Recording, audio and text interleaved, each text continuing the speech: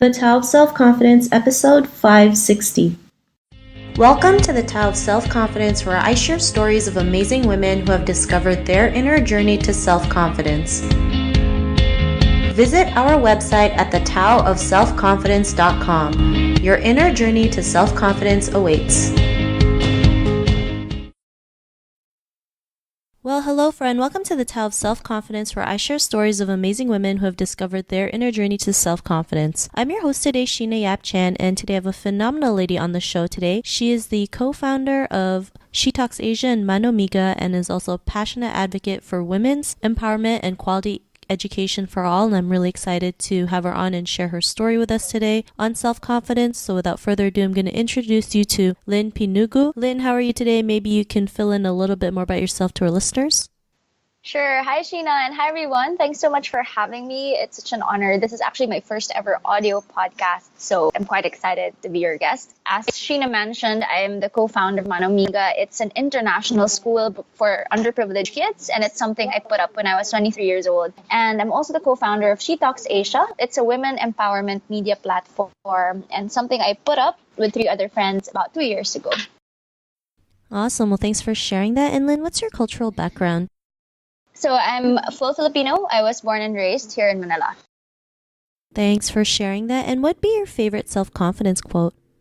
Okay, so I have several, but one thing that really resonates with me is something that Lao Tzu said. He said, because one believes in oneself, one doesn't try to convince others. And to me, that really sums up the way I would define self-confidence. When you're very much attuned to what you really want without being influenced by other people's voices or other people's perspectives and opinions, or considering them, but at the end of the day, really choosing what you feel resonates with you the most, instead of feeling like you feel the need to impress others. Then to me, I think that's genuine self-confidence. Lao Tzu actually goes on to say that if you're content with oneself, you don't need other people's approval. And because you accept yourself, the whole world accepts you.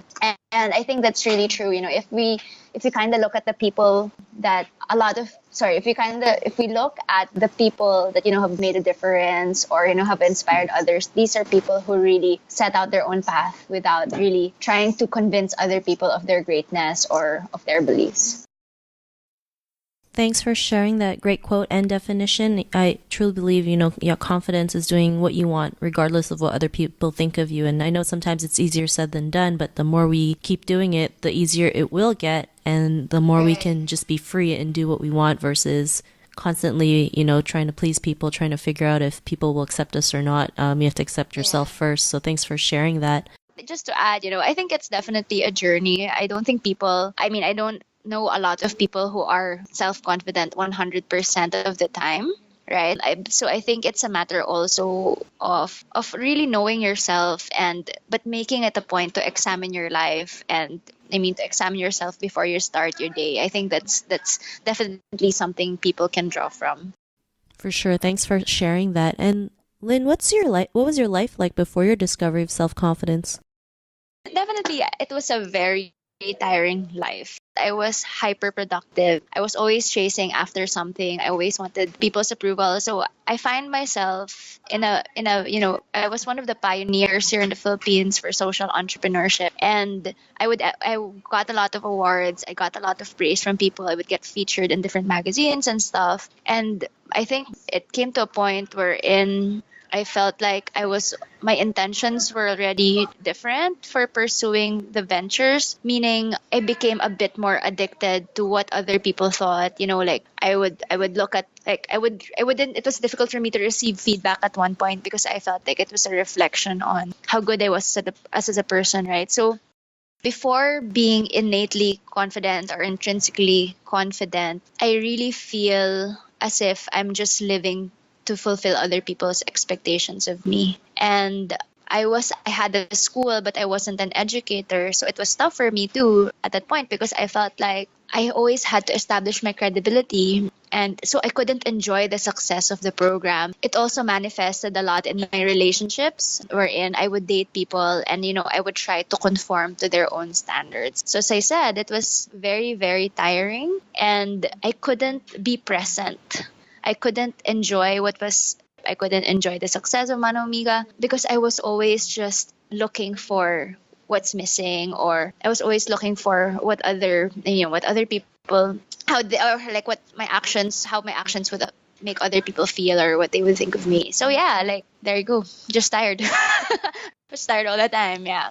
Thanks for sharing that. And I know that can be draining, constantly trying to be the next and best thing and not realizing like we are more than enough to just be who we are, right? And kind of eliminate what others think of us or seeking that approval. But what was that point in your life when you realized that you were more than enough to go out there and be the person that you are today, have that confidence, not seeking the approval anymore? What was that aha moment?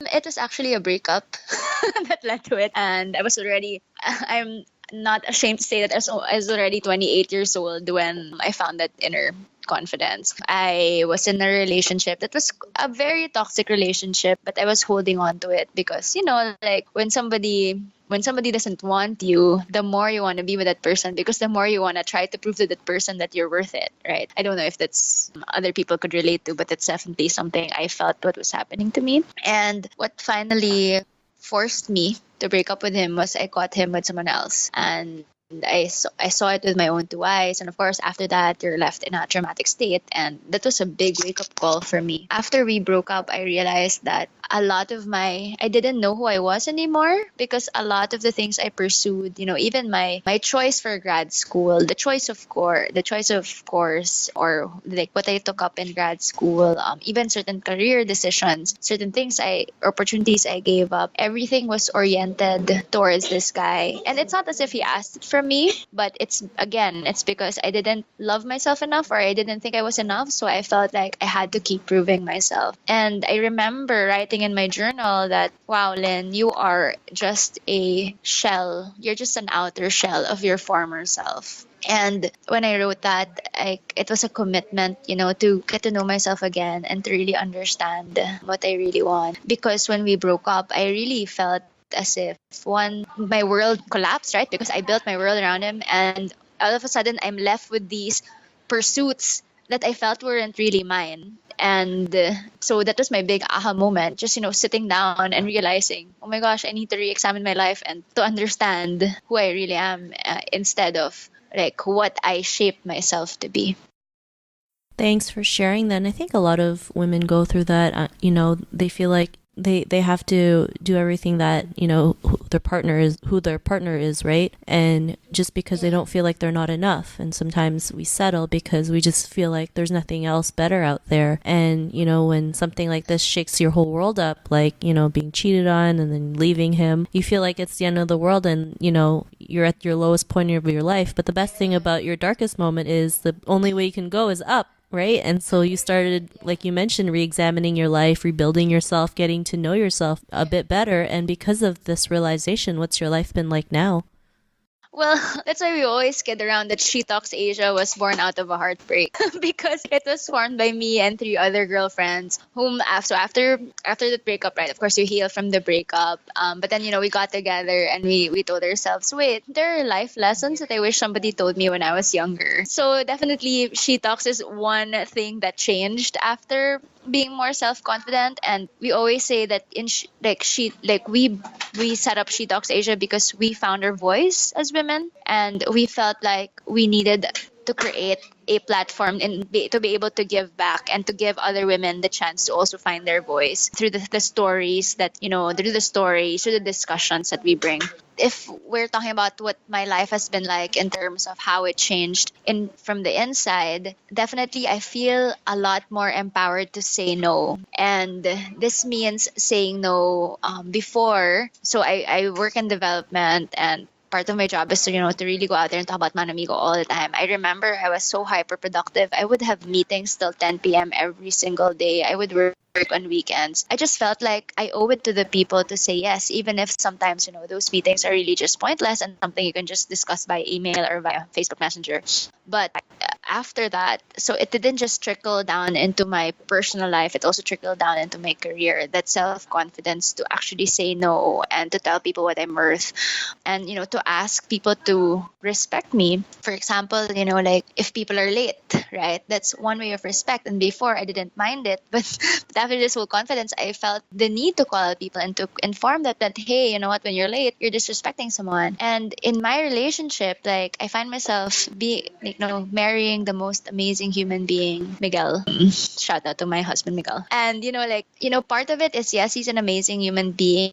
But I think it's also part of it is also because I now know the kind of love that I deserve. That it's easy for me to spot bullshit. It's easy for me to spot men who have wrong intentions about me. And that made it easy for me to also choose a life that, or a relationship that's really built on trust and respect and constant communication. So I think that's really what I feel, how what self-confidence and what self-worth brought me. I feel like I'm more deliberate about the choices that I make. I'm more deliberate about how I spend my life. I'm more deliberate about saying yes, and I'm also a lot more deliberate about saying no. Thanks for sharing that. And it makes a huge difference when you create those boundaries, right? What you will and will not tolerate. And when we set those boundaries, we just feel a lot more better and free, and we just feel a lot happier too. So, because that pressure is gone. And, and to the woman who's listening to your episode, she may be in her own journey to self-confidence. What would be that one tip you would give to her? I think it starts with honesty and really sitting down and being very honest with yourself about where you are in your journey, or what aspect you are in your journey. I think that was the most difficult thing for me to do. It was just, sitting down and admitting to myself that I was accountable to those decisions. At the end of the day, nobody forced me to stay in a bad relationship. Nobody forced me to say yes to all those meetings. Nobody forced me to seek other people's approval. It was all me. And by sitting down and being honest and being accountable for those choices, you also start to try to understand, okay, so why did I say yes, right? What is the deeper meaning as to why I said yes?